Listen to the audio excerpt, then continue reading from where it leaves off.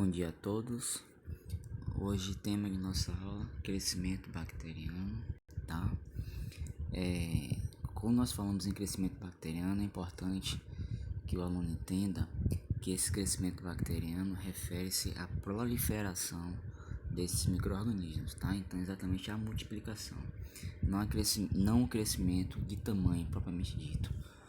Porém, a forma que esses micro-organismos, em sua grande maioria, utiliza para crescer é exatamente o processo chamado de fissão binária, onde inicialmente nós vamos ter aí um crescimento desse micro-organismo acerca de tamanho, tá? Então ele atinge cerca do dobro do seu tamanho, do seu comprimento. Isso é necessário para que caiba dentro desse micro-organismo as estruturas que foram duplicadas, tá? Então, também a duplicação do material genético do seu DNA, tá? Após isso, uma segregação, que nós chamamos em separação desse DNA. O DNA que foi duplicado, uma parte vai para um lado, a outra parte vai para o outro, certo? E exatamente a partir de uma região que nós chamamos de mesossomos, nós vimos na aula passada, é que vai se formar um septo de divisão transversal central nesse micro-organismo, ok? Então temos uma imagem aqui muito... Não entendi. Essa imagem mostra exatamente o processo descrito no slide anterior, tá? Onde nós temos aqui uma bactéria, um bacilo, tá? Ele aumentou de tamanho. Após esse aumento de tamanho, quase 2 vezes o seu tamanho, simplesmente formou-se um septo de divisão celular aqui no meio, tá? Dividindo a célula em 2 tamanhos proporcionalmente semelhantes. Observe que uma fica um pouquinho maior do que a outra. Essa é uma imagem de microscopia eletrônica de varredura. A bactéria que nós observamos aqui é uma Escherichia coli, um bacilo gram-negativo muito bem estudado entre nós seres humanos. Bom, esse crescimento depende de alguns fatores. Dentre eles, nós temos aqui a temperatura, o pH, o oxigênio e os nutrientes, tá? Vamos ver cada um desses fatores atuando no crescimento desse micro-organismo. Pessoal, esse gráfico, ele é um gráfico universal, tá? Então, independente da bactéria, seja lá qual for a bactéria, ele vai se comportar frente à temperatura, vai ter esse comportamento aqui. Então, nós temos aqui a taxa de crescimento em um dos lados e a temperatura do outro. O que é que ocorre? Para qualquer e toda bactéria, ela sempre terá uma temperatura mínima de crescimento, que é aquela menor temperatura onde ainda assim a bactéria, mesmo na dificuldade, consegue crescer, tá? Essa temperatura, ela simplesmente é uma temperatura que isso ocorre por quê? Porque a membrana plasmática dessa bactéria, nós sabemos que é formada de fosfolipídios, vimos na aula anterior que uma dupla camada de fosfolipídios, simplesmente ele vai estar um pouco mais enrijecido, tá? Principalmente se tiverem ligações saturadas. Bom, então, mas ainda assim essa bactéria consegue se dividir. Então, a menor temperatura na qual essa bactéria consegue se dividir. No momento em que você vai aumentando essa temperatura, simplesmente essa membrana se transforma em um mosaico mais fluido. Aquele velho famoso mosaico fluido que nós conhecemos, tá? Além disso, isso favorece as reações enzimáticas. Então, a questão do metabolismo dessa bactéria, desse micro-organismo, ele acaba acelerando, certo? Quando chega na temperatura, vai aumentando ainda mais, chega em um momento que a temperatura é a temperatura ótima de crescimento. É a temperatura na qual a bactéria se divide no menor tempo possível, tá? Mas se você continua aumentando ainda mais essa temperatura, vai chegar um momento em que as proteínas presentes nessa membrana plasmática e as proteínas dentro da célula, que formam as enzimas, começam a haver o processo de desnaturação, tá? Então isso aí significa a temperatura máxima de crescimento.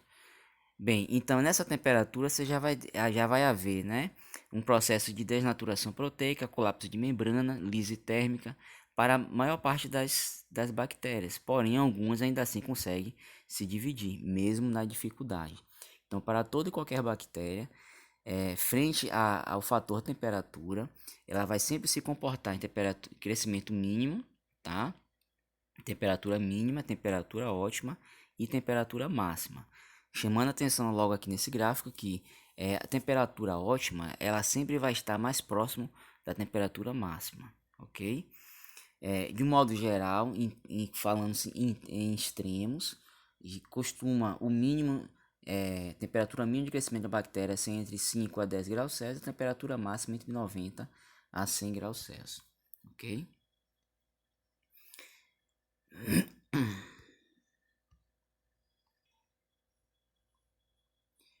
Este slide ele explica o que está presente na imagem anterior, tá? Mostrando aqui que as macromoléculas são termosensíveis, umas proteínas, ácidos nucleicos, então elas desnaturam, né? O que é temperatura mínima e temperatura máxima, que foi falado no slide anterior, e aquela questão da temperatura ótima está mais próxima da máxima. Aqui nós temos uma classificação dos micro-organismos frente à temperatura, né? Então nós observamos que existe aquelas bactérias que simplesmente elas gostam de crescer em temperaturas bem baixas. Essas bactérias são chamadas de psicrófilas, tá? Então a temperatura ótima de crescimento dela é em torno de 4 graus Celsius. Subindo mais um pouco, nós temos aquelas bactérias que crescem em temperaturas médias, por isso chamadas de mesófilas. Então aqui é a velha e famosa Escherichia coli, tá? Temperatura ótima em torno de 90 e assim por diante. Bactérias termófilas, temperatura de 60 graus Celsius, bactérias hipertermófilas e hipertermófilas novamente. Ok? Então esse gráfico é basicamente esses valores aqui eles são apenas ilustrativos, tá? Mas a classificação ela existe. O objetivo aqui é só trazer essas diferentes classificações frente à temperatura, a fator temperatura. Aqui nós temos uma classificação para esses micro-organismos com relação ao pH. Tá? Então, bactérias que crescem em pH neutros, em torno de 7, né? São bactérias neutrófilas. Exemplo aí é Escherichia coli, por exemplo. Esse grupo abrange a maioria das bactérias de interesse clínico. São as neutrófilas, tá? As bactérias acidófilas, elas crescem em temperaturas em pHs muito baixos. Então, exemplo aí, Helicobacter pylori. Bactérias que crescem em temperatura em pHs alcalinos, né? pH bastante básico, o vibrião da cólera, ok? Bom, frente ao oxigênio fica mais fácil e melhor eu mostrar aqui para vocês as diferenças. Então nós temos aqui 4 tubos, tá? Onde essas bactérias têm comportamentos diferentes para a mesma quantidade de meio de cultura, tá? E a mesma quantidade de ar está presente em todos esses tubos, todos eles tampados, então as condições são as mesmas, ok? Observe que os comportamentos são diferentes. Então, o que é que ocorre no primeiro tubo? Essas bactérias simplesmente elas ficam uma subindo na cabeça da outra para tentar encontrar o que? O oxigênio que está presente aqui, tá? Comportamento totalmente diferente desse outro tubo, onde todas as bactérias brigam para descer, vir para o fundo do tubo, ou seja, elas correm do oxigênio que estão aqui, ok? Nesse terceiro tubo, nós temos as bactérias que simplesmente, para elas, um grupo fica em cima, outro grupo fica embaixo, então, tanto fez como tanto faz, né? Não vai fazer muita diferença se está na presença ou na ausência do oxigênio. E esse último grupo aqui, o quarto, nós temos, observe que a maioria das bactérias elas ficam próximo à superfície, mas não totalmente na superfície como acontece nesse primeiro tubo, tá? Então, essas bactérias elas gostam de tensões baixas de oxigênio, tá? Baixas tensões de oxigênio. Então, dessa forma, classificamos essas bactérias como bactérias aerófilas, tem grande afinidade pelo oxigênio, bactérias anaeróbicas, tá? Elas correm do oxigênio, o oxigênio chega a ser tóxico para elas. as bactérias anaeróbicas facultativas, elas têm metabolismo apropriado para trabalhar tanto com oxigênio como sem oxigênio. E aqui no quarto grupo nós temos as microaerófilas, tá?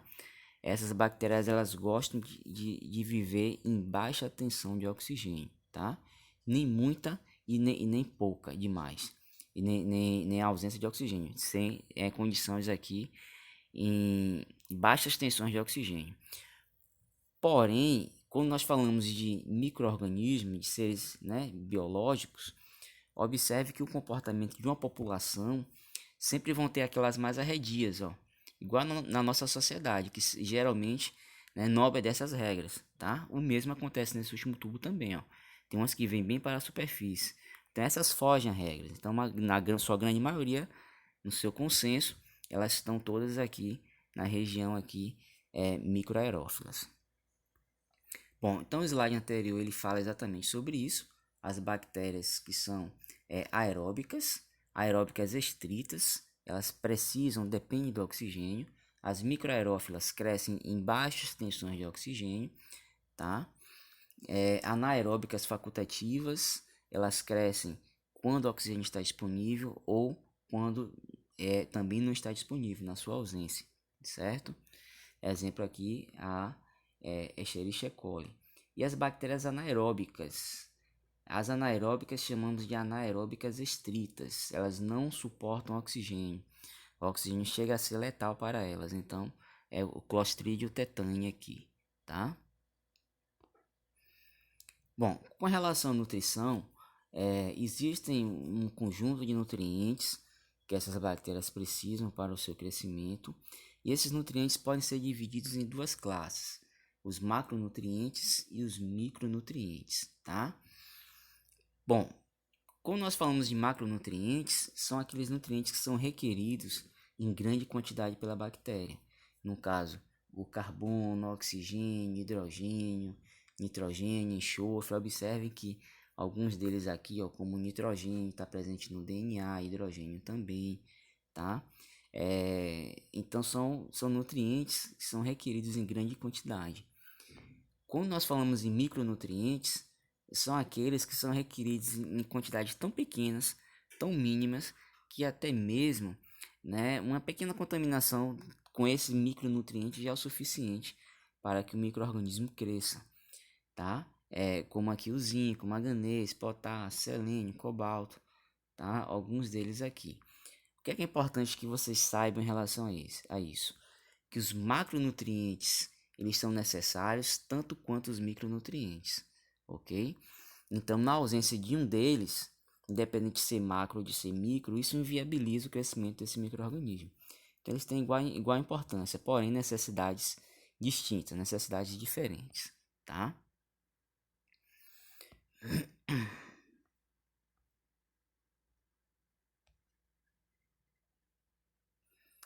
Pessoal, esse é um gráfico que expressa o comportamento das bactérias, né, em modo geral, o seu comportamento frente ao crescimento em um sistema fechado. O que eu quero dizer com isso? Você pegar um becker, né, que é uma vidraria e laboratório, botar um meio de cultura, colocar o micro-organismo lá e tampar, fechar, sistema fechado, tá? E for observar esse crescimento, qual é o comportamento dessa bactéria, desse micro-organismo, nesse meio de cultura, você vai observar o seguinte: inicialmente você vai ter uma fase lag, onde esses micro-organismos vão estar se adaptando. Então eles vão ver as possibilidades de crescimento, as condições de nutrientes, temperatura. Então é uma fase de adaptação, tá? Uma vez verificada essa fase, simplesmente eles vão crescer de forma logarítmica ou exponencial. A fase que nós chamamos aqui de fase log, ok? Então você tem um crescimento aí exponencial. Você tem simplesmente uma bactéria se divide por fissão binária, se transforma em duas. Essa duas se transforma em 4, a 4 em 8, 8 em 16, 16 em 32, 32 em 64 e assim por diante. Esse é um crescimento logarítmico, tá? Como nós estamos falando de um sistema fechado, ou seja, a quantidade de nutrientes que tem ali, ela não vai mudar.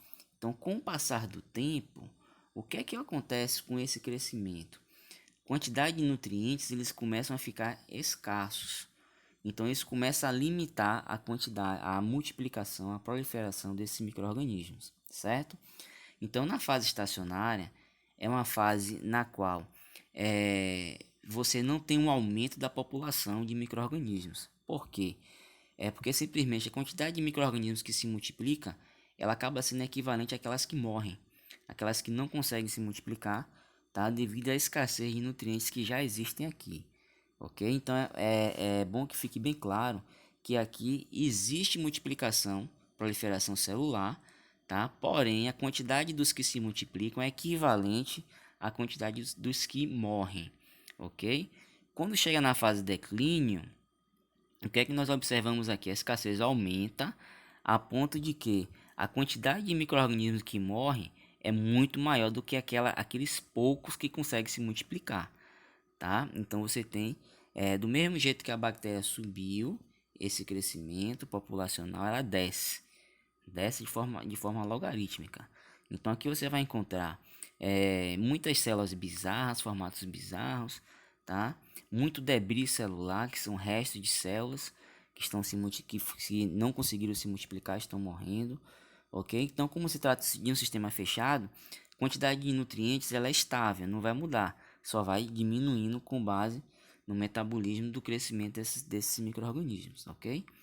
Então, nos slides anteriores, eu mostro aqui para vocês as fases do crescimento. A fase lag, que eu já havia explicado para vocês, que é uma fase de adaptação metabólica, tá? Então, quanto maior for a diferença de onde esse micro-organismo veio, tá? E onde ele foi inoculado, maior vai ser essa fase, ou mais longa vai ser a fase de adaptação, certo? A fase de crescimento exponencial, onde essas bactérias elas crescem a todo vapor, já estão adaptadas a isso, tá? A fase estacionária, onde, cadê aqui, ó? O número de células que se dividem é equivalente ao número de células que morrem, tá? Então aqui já começa a haver uma escassez de nutrientes e é onde nós dizemos que a curva atingiu um platô, tá? Porque ela não aumenta. E o declínio, onde você vai encontrar muitas formas incomuns, as células viáveis elas decrescem exponencialmente, como eu havia falado para vocês, tá? E a taxa de divisão se torna aqui, a taxa de morte se torna maior que a taxa de divisão celular.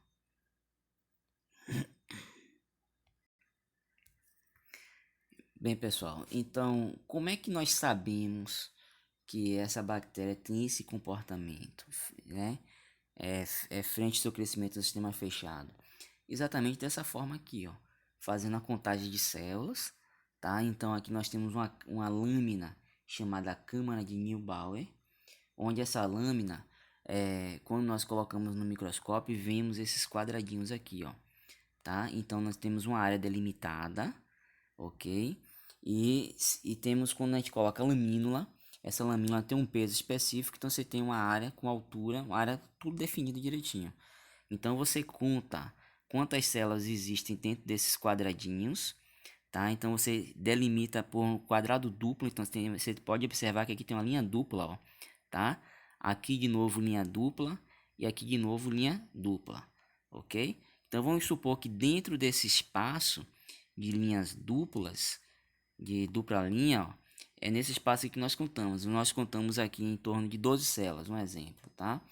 Então você tira um pouquinho de lá daquele Lermaia, daquele balão, daquela vidraria onde você deixou essa bactéria crescendo. Você tira uma amostra dali, tá? Vamos supor que você colocou 200 ml em uma Lermaia crescendo. E daqui a um tempo você vai lá, pega 1 ml desses 200 ml, pega 1 ml, que é uma amostra, e coloca aqui. Daqui você vai fazer igual o censo do IBGE. Você conta uma quantidade X de células e estima o total. Então, se em 1 ml eu tenho 12 células, tá? Em 200 ml eu vou ter quantas? Vou ter X. Dessa forma você tem uma estimativa da quantidade de células, está crescendo, está diminuindo, o que é que está acontecendo. Então essa é uma das formas de medidas de crescimento bacteriano, tá? Uma das formas de saber a quantidade de bactérias que existem ali, que está crescendo, está diminuindo ou está ficando estável. Uma outra forma de se fazer isso é a contagem de células viáveis. Como é que ocorre a contagem de células viáveis? Simplesmente você pega um meio de cultura sólido, pega esse mesmo 1 ml que eu falei para vocês dos 200 ml que colocou lá na vidraria para crescer, pega 1 ml e plaqueia e coloca em um meio de cultura sólido. E aí você vai contar o que nesse meio de cultura? Você vai contar o número de colônias, tá? E vamos entender que cada colônia que cresceu ali naquele meio de cultura é uma célula viável, certo? Cada colônia que cresceu veio proveniente de uma única célula. Então você conta o número o número de colônias e estima a quantidade total que está dentro do seu balão, do seu Erlenmeyer. Aqui nós temos a contagem de massa de células. Esse é um processo na qual você vai pegar esse mesmo 1 ml, tá? Vai colocar em um equipamento chamado mufla.